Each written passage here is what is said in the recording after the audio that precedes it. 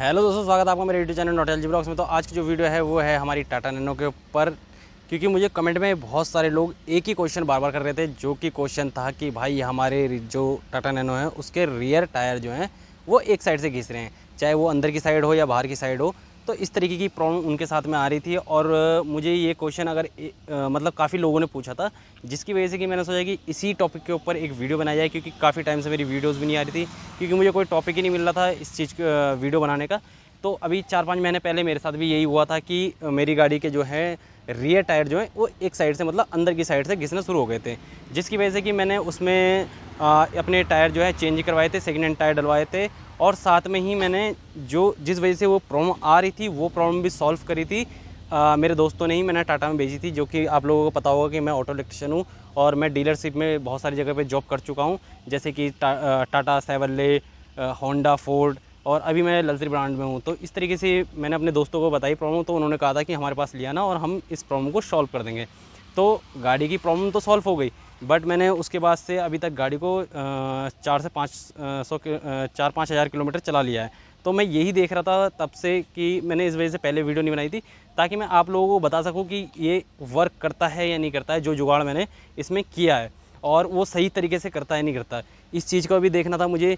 तो अभी मैंने तब से अभी तक 4-5 हज़ार किलोमीटर गाड़ी चला ली है, और जो मैंने किया था उसमें मैंने पार्ट कुछ भी चेंज नहीं करवाया था। बहुत ही सस्ता, मतलब 500-700 रुपये में वो काम हो गया था मेरा। अगर मैं वो चीज़ नहीं करता तो फिर कम से कम मेरे 4 से 5 हज़ार रुपये लगने थे, जिसकी वजह से कि वो ज़्यादा नुकसान करता मुझे, ज़्यादा मतलब पैसे खर्च करने होते मुझे। तो उससे बचने के लिए मैंने वो किया था, और वो काम मेरा बहुत आसानी से और आराम से चल रहा है। तो अब मैं आपको भी बताता हूँ कि उसमें क्या क्या किया था, कैसे कैसे किया था, तो उस चीज़ को बताऊँ। सबसे पहले मैं बताता हूँ कि ये प्रॉब्लम आती क्यों है। पहले मैं आपको दिखाता हूँ टायर कि वो घिसते किस तरीके से हैं और कैसे कैसे उनमें प्रॉब्लम आती है। तो ये खड़ी है मेरी गाड़ी, और जो मेरे साथ प्रॉब्लम आ रही थी मैं आपको क्लिपें भी दिखा दूंगा। मेरे पास पहले की क्लिपें हैं, जो कि मैंने जिस टाइम पे मैंने टायर चेंज करवाए थे उस टाइम की, और अभी की भी। तो ये टायर है मेरे पास। तो जो मेरे पहले वाले टायर थे वो क्या हो रहा था कि इस साइड से ऐसे अंदर की साइड से एक साइड से पूरे के पूरे घिस गए थे, और ये वाली साइड जो थी वो सही थी, बट ये वाली साइड घिस गई थी। तो ये इसी वाले टायर में नहीं, दोनों ही टायरों में प्रॉब्लम आ रही थी। और अभी मैंने क्या करा है कि ये दोनों टायर चेंज करवा दिए हैं। ये देखिए, ये दोनों टायर मैंने चेंज करा दिए, और जब से मैंने चेंज करवाए हैं तब से ये प्रॉब्लम नहीं आ रही है। ये प्रॉब्लम मतलब मेरी सॉल्व हो चुकी है। तो सॉल्व कैसे हुई वो चीज़ मैं आपको बताता हूँ। तो उससे पहले ये जानते हैं कि ये प्रॉब्लम आई क्यों, किस वजह से टाटा नैनो में ये प्रॉब्लम आती है कि भाई हमारे जो रियर टायर हैं वो अंदर की साइड से घिसने क्यों शुरू होते हैं। तो उस चीज़ का एक ही रीज़न है जो मैं आपको बताऊँ। एक तो सबसे पहले कि हमारी जो टाटा नैनो का इंजन है वो पीछे की साइड है, और सेकेंडली चीज़ कि भाई जो भी पैसेंजर पीछे बैठते हैं, जैसे कि आप यहाँ पे देख रहे हैं, यहाँ पे आराम से 3 लोग बैठते हैं। 3 लोग आराम से काफ़ी कंफर्टेबली बैठ जाते हैं। अगर उनका वेट 60 किलो है तो 180 किलोग्राम हो जाता है तीनों का वेट। फिर उनका अगर कहीं दूर जाना हो या कहीं पे भी जाना हो, अगर छोटा मोटा लगेज है तो वो हमारी डिग्गी में जाता है, फिर यहाँ पे भी आ जाता है, इंजन भी है, तो सारा वेट जो है यहाँ पीछे की साइड में आ जाता है। तो सबसे बड़ा जो रीज़न होता है हमारी गाड़ी का ये टायर की अलाइनमेंट आउट होने का, वो यही होता है कि जब भी हमारी गाड़ी में पीछे की साइड वेट ज़्यादा हो जाता है और हम गाड़ी को स्पीड में चलाते हैं, और फिर जब स्पीड में चलाते हुए अगर हमारी गाड़ी किसी भी गड्ढे में जाती है, तो गड्ढे में जाने पे क्या होता है, इसके पीछे लगा हुआ है हमारा, ये देखेंगे आप तो आर्म, यहाँ पे आर्म लगा हुआ है। आप लोगों को शायद सही से नहीं दिख रहा है। मैं एक काम करता हूँ कि टायर को हटा देता हूँ, यहाँ से टायर खोल के फिर आपको वीडियो दिखाता हूँ, कि फिर मैं आपको अच्छे से भी समझा दूँगा कि कैसे कैसे उसमें क्या क्या जुगाड़ करना है मुझे। ठीक है, तो मैं पहले भी टायर हटाता हूँ, उसके बाद आपको मिलता हूँ। तो दोस्तों ये देखिए, ये है हमारा टेली आर्म। मैंने यहाँ पे टायर को हटा के अलग रख दिया है, और टेली आर्म का मैं अब आपको दिखाता हूँ कि किस तरीके से मैं जो बता रहा था आपको।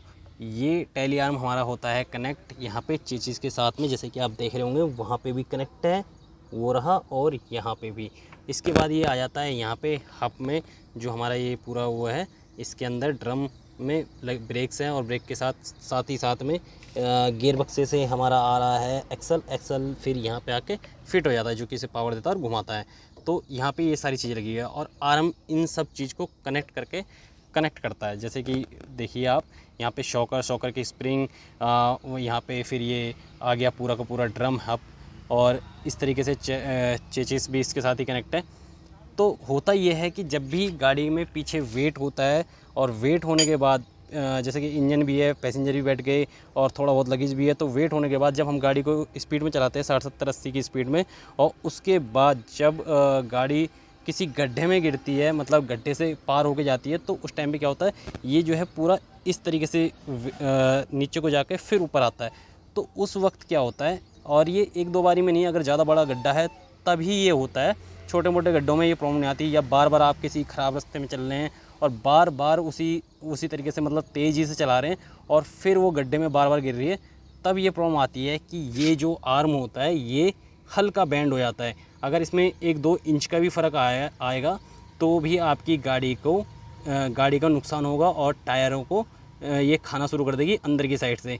हालांकि ये काफ़ी मोटा है, अगर आप देखेंगे तो ये पूरा लोहे का है और काफ़ी मोटा है, काफ़ी अच्छी थिकनेस है इसकी भी और काफ़ी अच्छी बिल्ड क्वालिटी का है। ये टूटता नहीं है, बट हल्का सा जो है कहीं से भी बैंड हो जाता है।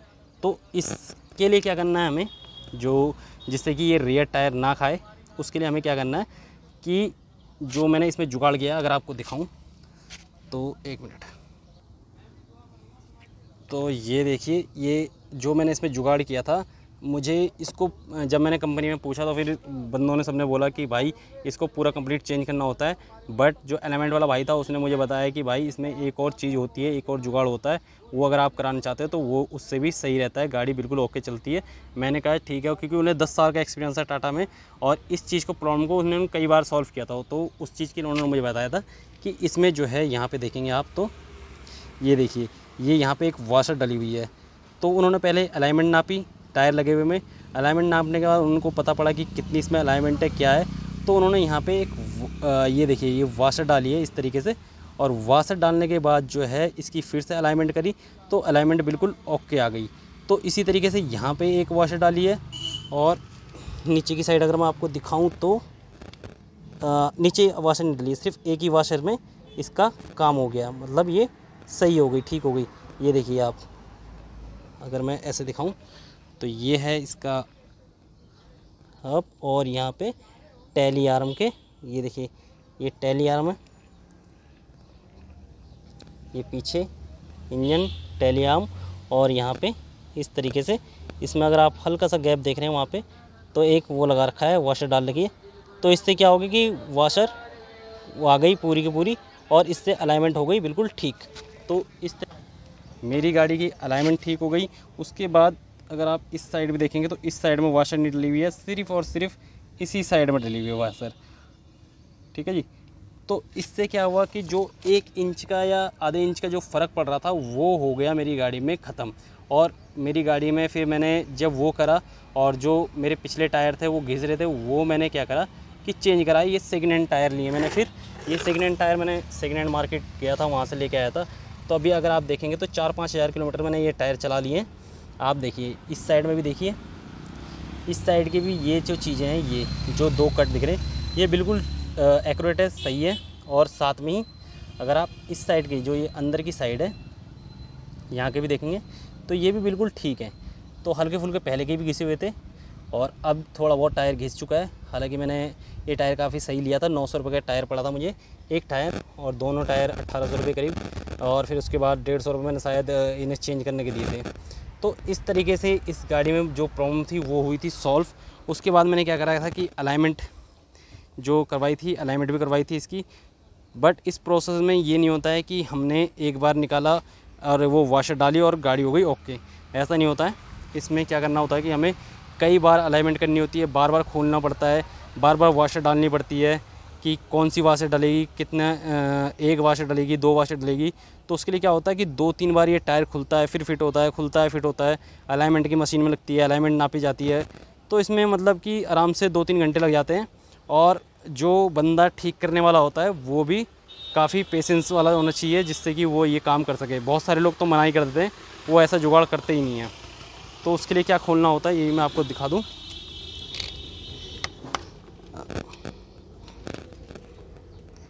अगर आप यहाँ पे देख रहे हैं तो यहाँ पे देखिए ये जो बोल्ट है, ये इन बोल्टों को खोल के इनके पीछे से एक वॉशर डालनी होती है। इस तरीके से वॉशर डालती है इनमें। तो आई होप आप लोगों को ये वीडियो समझ में आ रही होगी। और इसी तरीके से मेरी दूसरी साइड में भी था, अगर मैं दोनों टायर खोल नहीं सकता हूँ, नहीं तो मैं आपको इस टायर को भी खोल के दिखा देता। इस साइड में पेड़ है और इस वजह से। तो इस तरीके से मेरी गाड़ी का जो है अलाइनमेंट ठीक हुई थी, जो रियर टायर की घिसने की प्रॉब्लम थी वो सॉल्व हुई थी।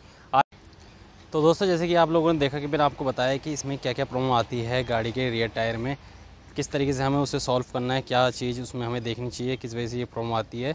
तो अब इसमें जो ध्यान देने वाली चीज़ है वो सिर्फ यही है कि हमें ज़्यादा स्पीड में गड्ढों में नहीं चलानी चाहिए गाड़ी को। सेकेंडली, अगर इस तरीके की कोई भी दिक्कत आती है तो आपको अपनी गाड़ी में जो है अलाइनमेंट के टाइम पे अलाइनमेंट वाले को कहना है कि भाई इस तरीके से वाशर को लगा के देख ले, वाशर अगर लगती है और सही होती है वाशर लगाने के बाद गाड़ी, तो फिर कोई प्रॉब्लम नहीं है। क्योंकि मैं भी पिछले 5-6 महीने से इस तरीके से गाड़ी को चला रहा हूँ और मुझे अभी तक कोई प्रॉब्लम नहीं है। मैंने 5-6 हज़ार किलोमीटर चला दी है गाड़ी, क्योंकि मैं उत्तराखंड जो है मेरा अप डाउन लगा रहता है, इसी गाड़ी से आता जाता रहता हूँ। क्योंकि ये मुझे काफ़ी सस्ती पड़ती है, आने जाने में भी काफ़ी कम तेल पीती है और काफ़ी अच्छी तरीके से मुझे वहाँ पहुँचा भी देती है और आ जाता हूँ। तो हर चीज़ में मतलब मेरे लिए गाड़ी तो परफेक्ट है। मेरे को बहुत कम खर्चा होता है इस गाड़ी के साथ में। और साथ में जैसे कि अभी आपने देखा कि मैंने सिर्फ टायर चेंज करवाए थे, वो टायर भी मुझे चेंज कराने की ज़रूरत नहीं। अगर मैं उन टायर को पलट के लगवा के फिर चलाता तो भी वो चल जाते, बट मैंने उन्हें चेंज करवा दिया था। तो अगर आपकी गाड़ी में इस तरीके की कोई प्रॉब्लम आ रही है तो आप जब ऐसा कुछ काम करवाएं, मतलब अलाइनमेंट करवाएं, वाशर डलवाएं, और उसके बाद अगर आपके टायर एक साइड से घिसे हुए हैं तो उनको क्या कीजिएगा कि उन्हें पलटवा के लगवा दीजिएगा, जिससे कि वो आपको गाड़ी की चेक भी हो जाएगी कि वो फिर से वही प्रॉब्लम तो नहीं कर रही है। कहीं पे चल रहा आपने दोबारा से अगर वो वाशर सही तरीके से न लगी या अलाइनमेंट सही से नहीं हुई तो आप फिर दोबारा से पैसा खर्च करेंगे उस अलाइनमेंट को फिर से कराने में, और आपके जो टायर होंगे वो भी ख़राब हो जाएंगे फिर से, तो आपको चेंज कराने पड़ेंगे।